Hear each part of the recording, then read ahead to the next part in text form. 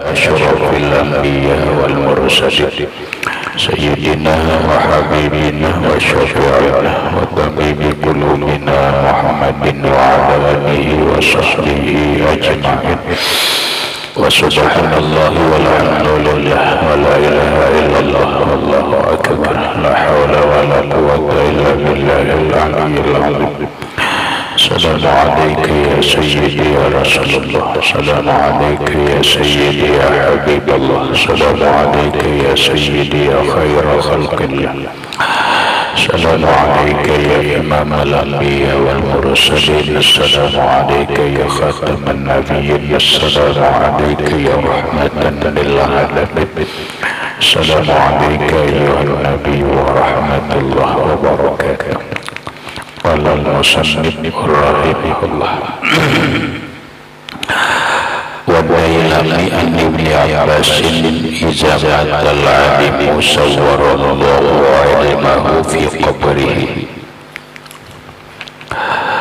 يؤنسه إلى يوم القيامة ويجرأه أنه هوام الأرض. Dailami ay akhraja Dailami, meriwayatkan oleh Imam Dailami an Ibni Abbasin, dari Abdullah bin Abbas radhiyallahu anhuma, Rasulullah sallallahu alaihi wasallam bersabda, idza matal alimu, apabila meninggal seorang yang alim, sawwarallah, maka membentuk rupa oleh Allah Ta'ala ilmahu, akan ilmunya fi qabrihi, di dalam kuburnya, yu'nisuhu, yang menghibur dia, yu'nisuhu, yang menghibur ia, ila yaumil qiyamati, sampai hari kiamat, wa yadra'u anhul hawamu, dan menjaga darinya atau menolak darinya hawamal arodi, akan binatang yang mengganggu di tanah. Maksudnya akhrajal Dailami, Imam Dailami meriwayatkan hadis dengan sanadnya tidak disebutkan sampai kepada Abdullah bin Abbas radhiyallahu anhu. Abdullah bin Abbas adalah sepupunya Rasulullah sallallahu alaihi wasallam. Rasulullah bersabda, idza matal alimu, apabila meninggal orang alim, orang alim yang berilmu dan mengamalkan ilmunya lalu meninggal, sebagaimana Rasulullah sallallahu alaihi wasallam, apabila seseorang meninggal dunia, maka yang mengikuti dia ke alam kubur itu ada tiga. Yang pertama, keluarganya, yang kedua, hartanya, yang ketiga, amalnya.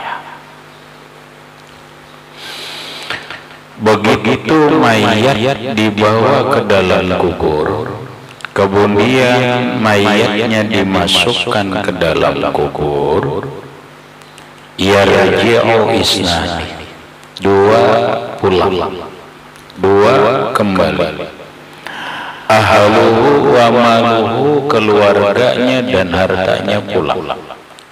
wa yabqa amaluhu, dan tertinggallah amalnya. Ini umum. Ini secara umum beginilah manusia. Apabila mati, karena diantar oleh keluarga, diantar bersama hartanya, ada yang mengantar pakai mobil mewah, ada yang bersepeda motor, bahkan diantar oleh keluarga besarnya. Namun tidak ada yang mau masuk ke dalam kubur. Dia dimasukkan sendiri ke dalam kubur. Begitu dia masuk ke dalam kubur, semuanya pulang. Anak istrinya pulang, keluarganya pulang, hartanya dibawa pulang. Dia tinggal sendirian. Dia tinggal sendirian, yang ditemani hanya satu, yaitu amal. Ini secara umum. Namun ada perbedaan bagi orang yang alim. Orang alim adalah orang yang mempunyai ilmu, kemudian dia mengamalkan ilmunya. Meninggal dunia, begitu dia masuk ke dalam kubur, sawwarallahu ilmahu fi qabrihi. Allah merupakan ilmunya itu di dalam kubur. Maksudnya ilmu yang dia miliki ini dirupakan Allah seperti seseorang manusia. Dia bisa berbicara, dia bisa membantu dan sebagainya. Yu'misuhu, si ilmunya ini, ilmunya orang alim dibentuk oleh Allah, dirupakan oleh Allah seperti seseorang yang dia menghibur. Ilmu yang membentuk manusia tadi menghibur dia di alam kubur ila yaumil qiyamah, sampai hari kiamat. Berarti apa? Berarti orang alim itu ada dua macam yang membuat senang dia di alam kubur. Yang pertama amal solehnya, yang kedua ilmunya.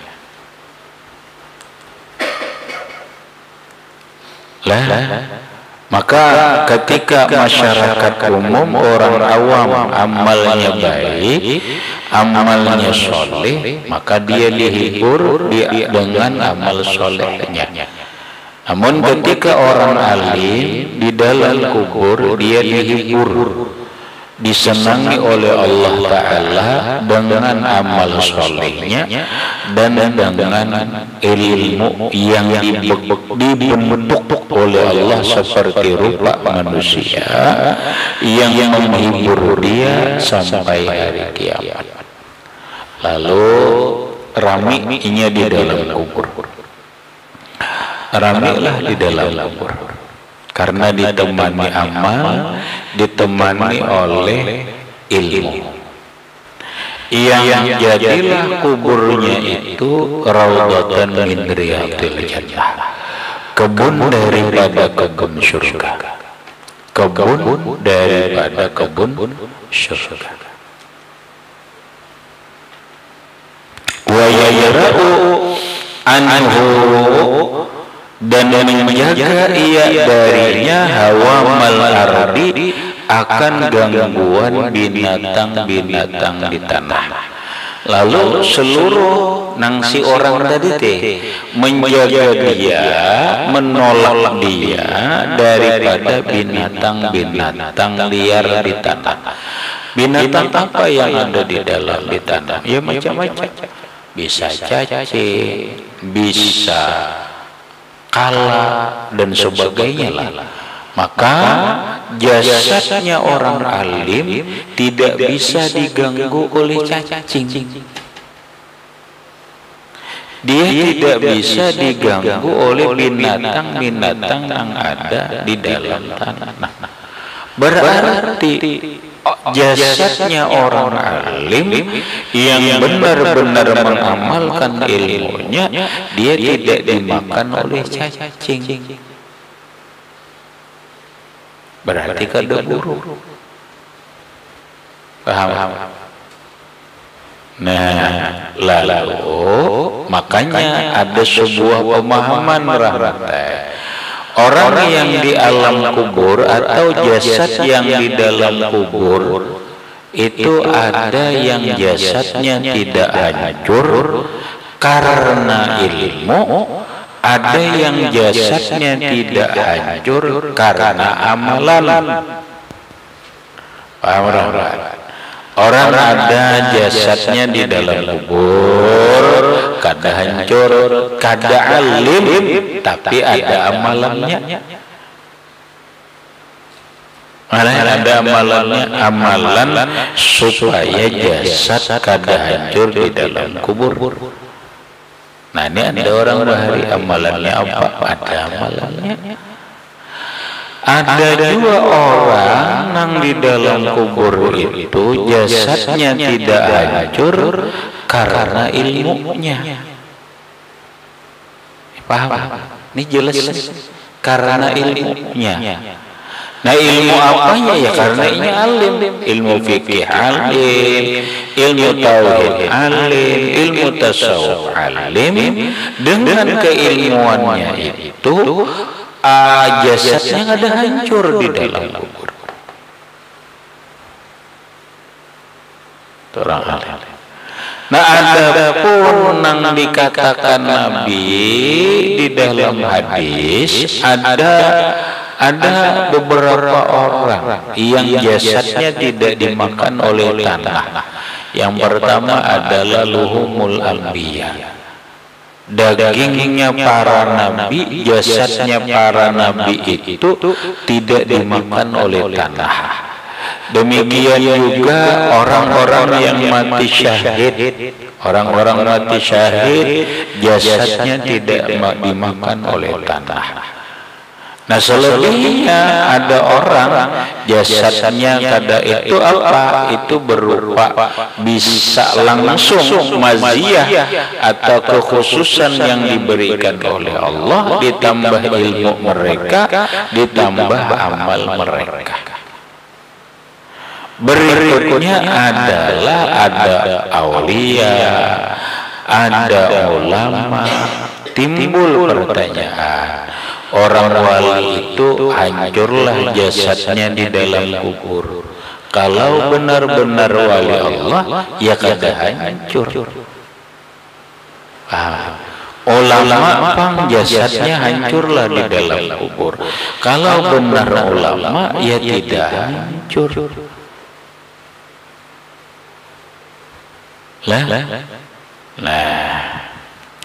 Berikutnya. Wa Abu Syekh wa Dailami an Abdullah ibn Abbas radhiyallahu anhu.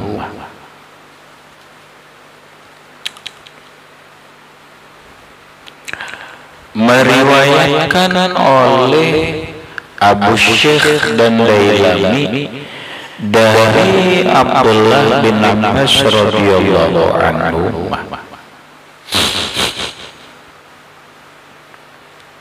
Iza ijtama'al alim wal abid ala sirati qila lil abid udkhulil jannata wa tan'am bi ibadatika wa qila lil alimi kibkuna fashfa liman ahbabta fa innaka la tashfa'u li ahadin illa syufi'ta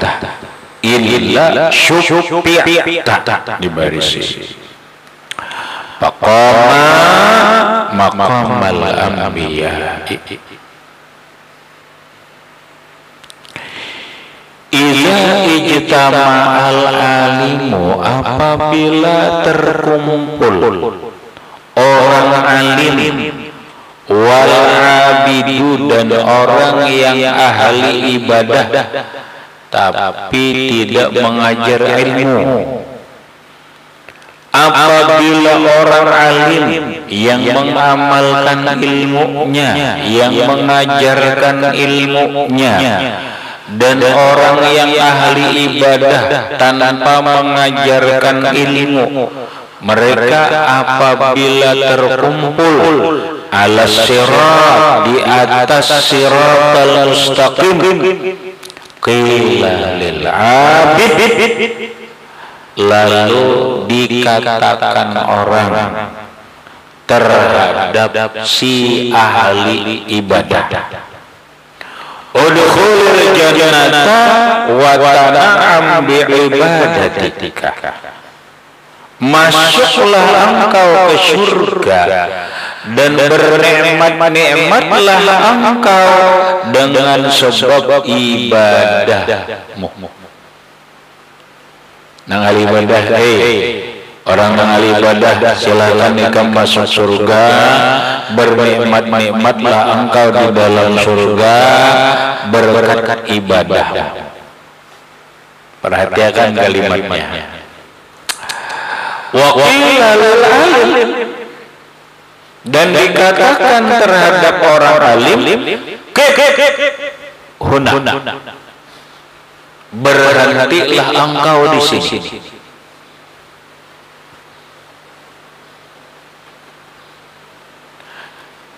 Huna, berhenti, bertahanlah engkau di sini.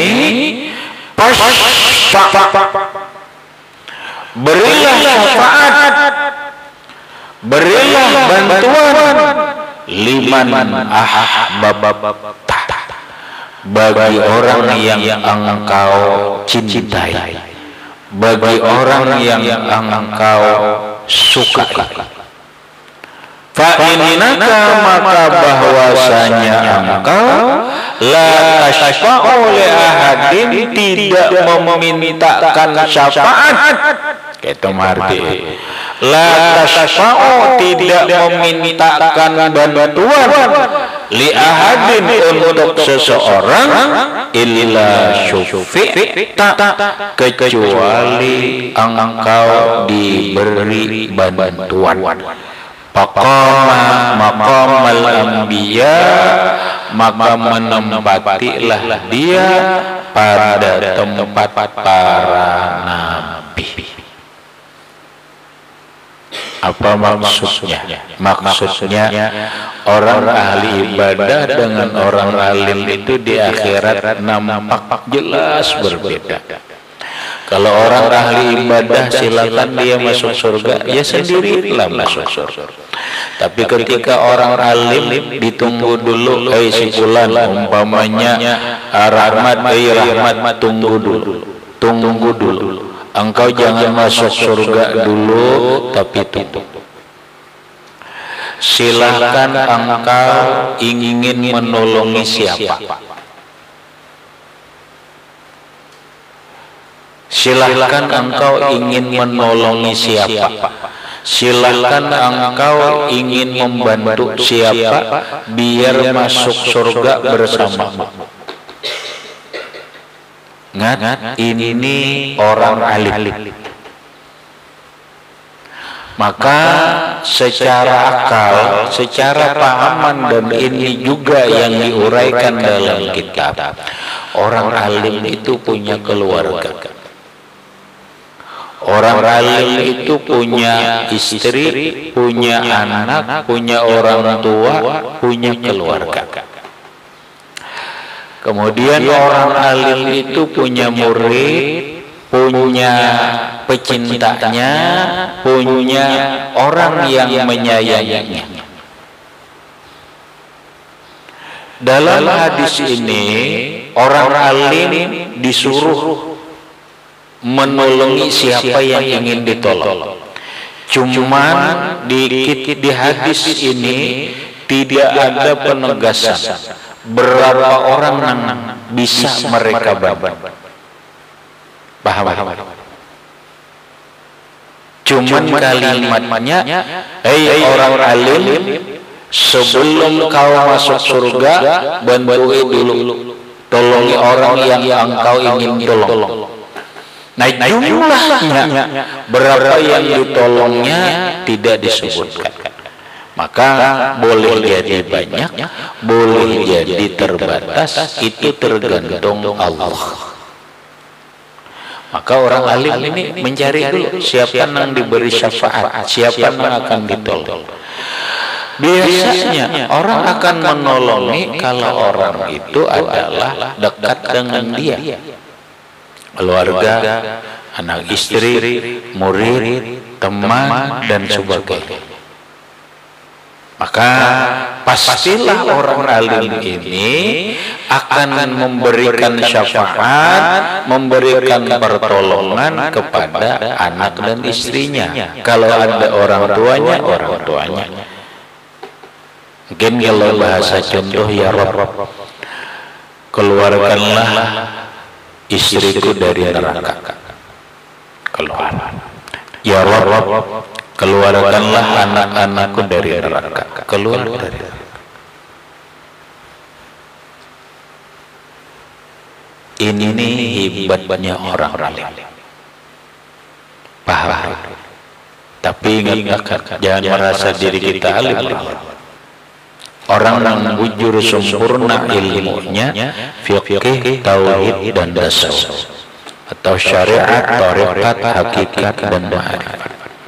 Di akhirat dia bisa memberi syafaat kepada anak dan istrinya, dia bisa memberi syafaat kepada murid-muridnya, dia bisa memberi syafaat kepada orang yang cinta kepada dia. Paham? Disinilah nang selalu menjadi harapan kita memang kada alim dia, tapi berharap syafaat orang alim. Kita bukan orang alim, tetapi kita berharap syafaatnya orang alim dengan cara cintailah orang alim. Kalau bisa berkeluargalah dengan orang alim, jadilah murid orang alim, jadilah istri orang alim, jadilah mertuanya orang alim. Kenapa? Karena orang alim sebelum masuk surga dipersilahkan Allah untuk memberikan syafaat kepada, memberikan pertolongan kepada orang-orang yang dia ingin tolong. Paham?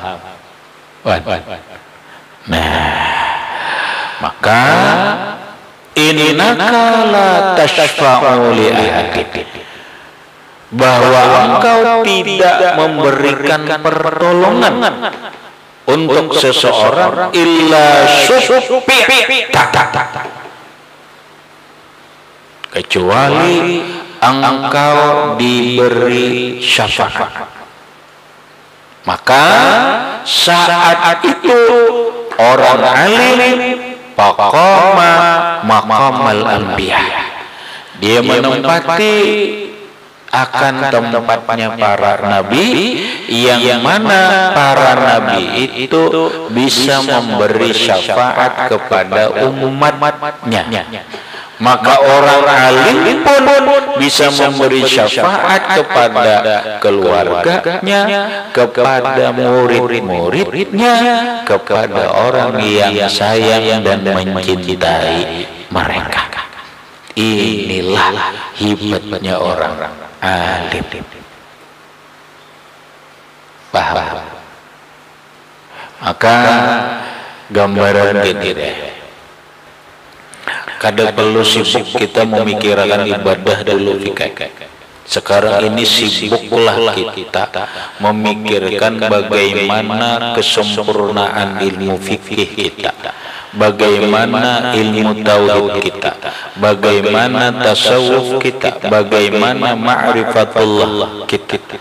Karena apabila kita begini, insya Allah kita akan bisa membawa manfaat kepada orang lain di dunia wal akhirah.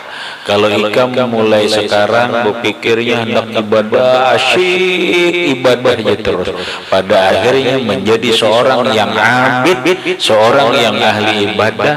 Seorang yang ahli ibadah tidak bisa memberi syafaat kepada orang lain. Paham? Nah, disinilah rahmatai bini-bini atau orang banyak berebut mencari orang alim karena ingin dapat syafaat mereka.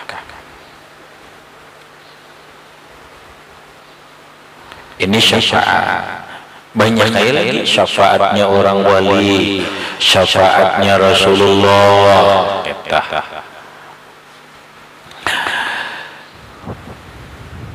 Wal Habibu an Utsman radhiyallahu anhu awwalu man yashfa'u yawmal qiyamati al-anbiya'u summa al-ulama'u summa asy-syuhada'u.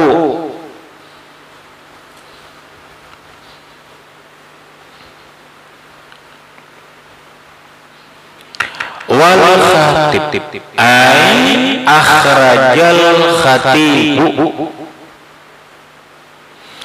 meriwayatkan oleh Imam Khatib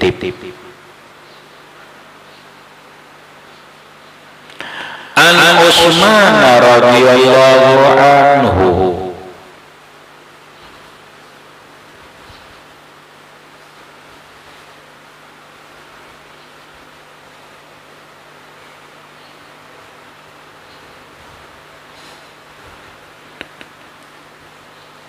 awwalu man yashfa'u yawmal qiyamah,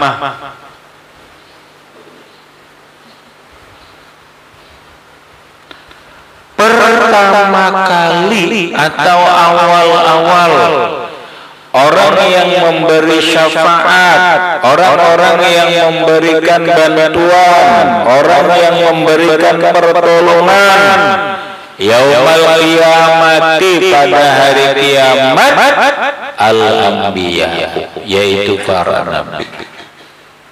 Para nabi mereka memberikan pertolongan, syafaat, bantuan kepada umatnya. Nabi Adam, beliau memberikan syafaat kepada umat Nabi Adam. Nabi Nuh memberikan syafaat kepada umatnya. Nabi Ibrahim memberikan syafaat kepada umatnya. Nabi Musa memberikan syafaat kepada umatnya. Semua para nabi diizini Allah untuk memberikan pertolongan kepada umatnya. Maka dari sekian banyak syafaat para nabi itu, semua nabi bisa memberi syafaat.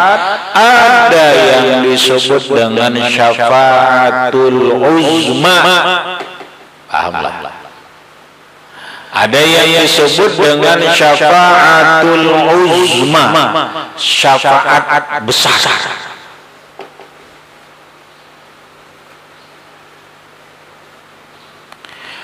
Apa syafaatul uzma? Syafaatul uzma itu adalah syafaatnya Rasulullah sallallahu alaihi wasallam untuk semua umat.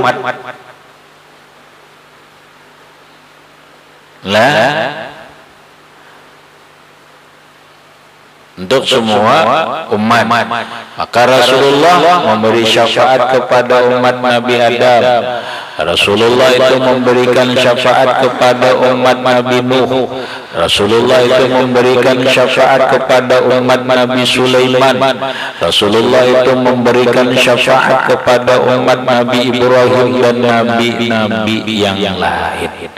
Maka syafaat itu disebut syafaatul uzma. Nah setelah itu baru syafaat kepada umat-umat.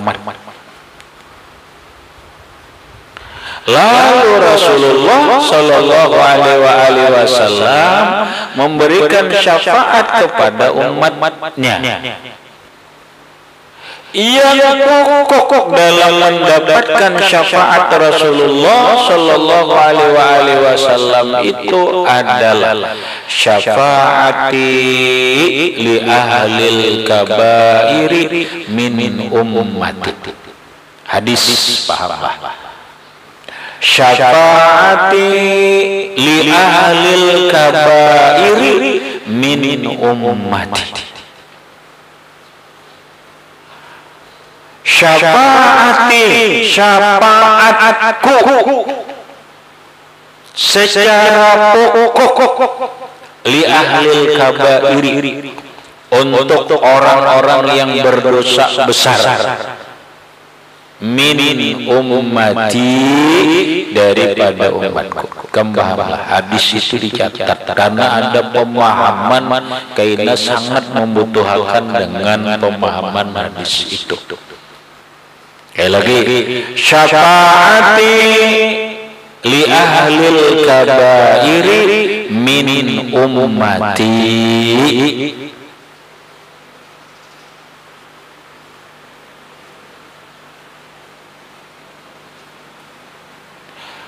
Syafaatku, pertolonganku, bantuanku, kata Nabi, secara pokok untuk orang-orang yang berdosa besar dari umatku. Maka orang-orang yang berbuat dosa besar dari umat Rasulullah, dia akan dapat syafaat Rasulullah. Nah tinggal sebabnya, apakah dia orang berdosa besar ini karena membaca sholawat, dapat syafaat Rasul. Benar dia seorang penjudi, tapi dia cinta kepada Rasulullah, di akhirat dapat syafaat Rasulullah.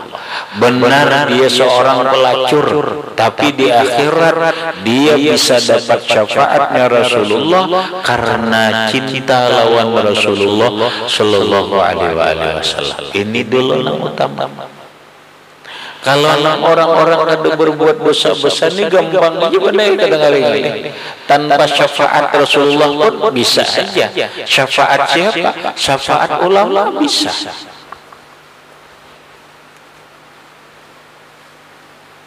Paham orang? Ini dulu umat Rasulullah itu kan macam-macam, ada yang pendosa besar. Ini dulu nang pokok. Namanya Pak, bahasanya salah satu manfaat sholawat itu man shalla alayya wajabat syafaati yaumal qiyamah atau kama qala. Barang siapa bersholawat lawan aku, maka dia berhak mendapat syafaatku di hari kiamat. Jangan merasa apa, jangan merasa walaupun, tapi bukan meringankan lah, walaupun orang ini penjudi, kalau bisa jangan kada bersolawat lawan Nabi. Walaupun pelacur, bersalawatlah kepada Rasulullah Sallallahu Alaihi Wasallam. Mudah-mudahan dengan salawat itu Rasulullah memberikan syafaat kepada dia. Karena Nabi bersabda, syafaati li ahlil kabairi min ummati. Syafaatku itu untuk orang-orang yang berdosa besar daripada umatku. Ini banyak cerita dalam kitab-kitab orang pendosa besar, tapi karena dia mengamalkan sholawat, dia diberi syafaat oleh Rasulullah Sallallahu Alaihi Wasallam. Nah, setelah pendosa besar ini hanyar nang mana ini. Nah, selain Rasulullah pun ada aja umat Rasulullah yang memberikan syafaat. Siapa? Ujar Rasulullah, summal ulama pun kawa memberi syafaat. Ulama pun nanti di hari kiamat bisa memberi bantuan kepada keluarganya, kepada orang dekatnya, kepada murid-muridnya.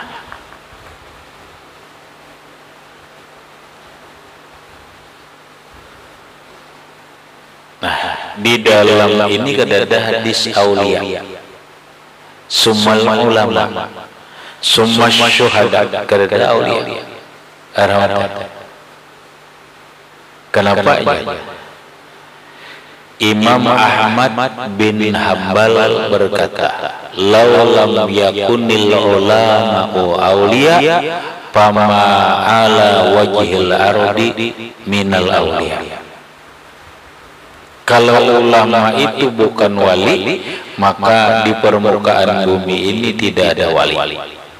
Artinya apa? Bila orang wali, pasti ulama. Pasti ulama. Kenapa? Mattakhazallahu waliyan jahilan. Tuhan tidak membikin walinya itu orang bodoh. Kedada orang yang jadi wali itu orangnya bodoh. Tidak ada.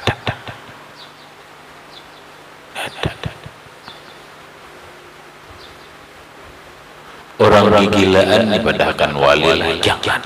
Karena Tuhan menjadikan orang wali itu orang bubungulan, orang bodoh. Maha suci Allah. Nang orang wali itu ulama. Bila orang wali itu pasti alim. Bila alim belum tentu wali. Tapi ingat ulama pun sudah bisa memberi syafaat. Lah, namanya jadi ulama ya, jadi orang alim aja.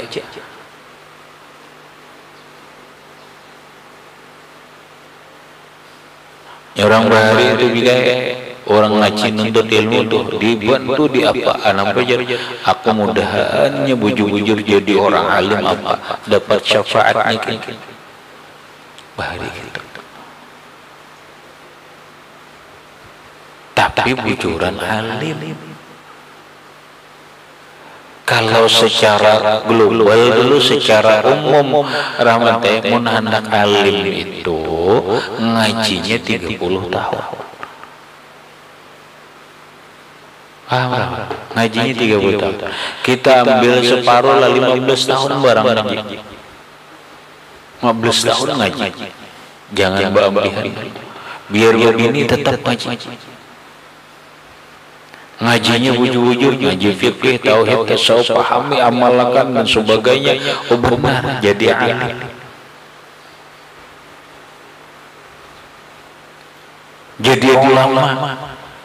Begitu meninggal dunia di akhirat, kata Rasulullah, setelah para nabi yang memberi syafaat, orang alim. Summa syuhada, baru orang mati syahid. Hanya orang mati syahid yang memberikan syafaat. Maka beruntunglah orang-orang yang alim, beruntunglah orang yang punya anaknya jadi ulama, beruntunglah orang yang keluarganya menjadi ulama, beruntunglah orang yang suaminya adalah ulama.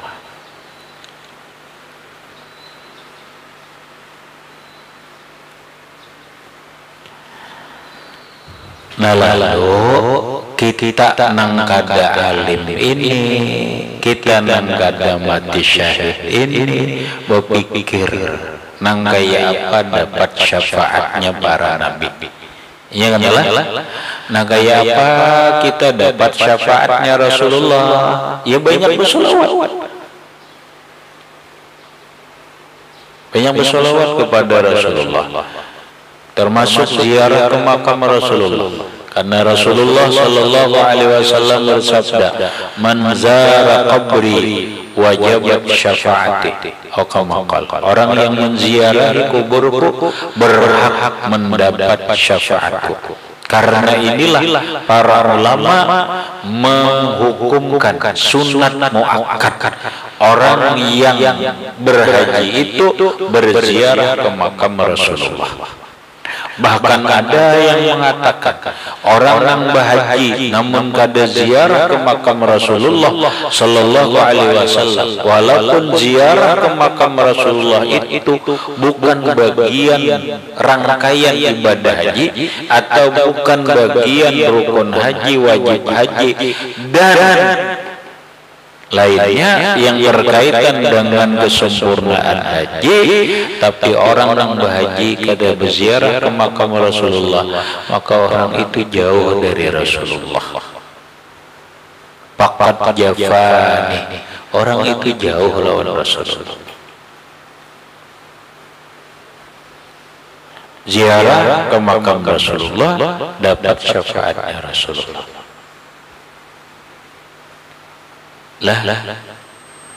Jangan hati-hati sekarang ini main doktrin. Ikam bila kada ini kada mencintai ini, ikam bila kada mencintai aku kada dapat syafaat. Tidak boleh begitu. Islam tidak ada begitu.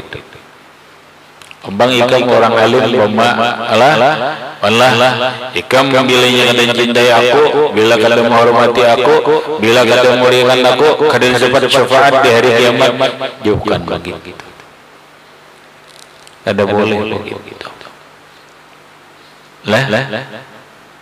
Orang lawan Rasulullah sallallahu alaihi wasallam bila banyak bersalawat lawan Nabi sallallahu alaihi wasallam, maka orang itu sesuai apa yang disabdakan Nabi, dia berhak mendapat syafaatnya Rasulullah sallallahu alaihi wasallam. Bila dia menjadi orang yang mencintai ulama, mencintai aulia, maka orang itu bisa mendapat syafaatnya para aulia dan syafaatnya ulama. Bila orang itu mencintai orang-orang syuhada, maka orang itu berhak bisa mendapat syafaatnya orang-orang yang mati syahid.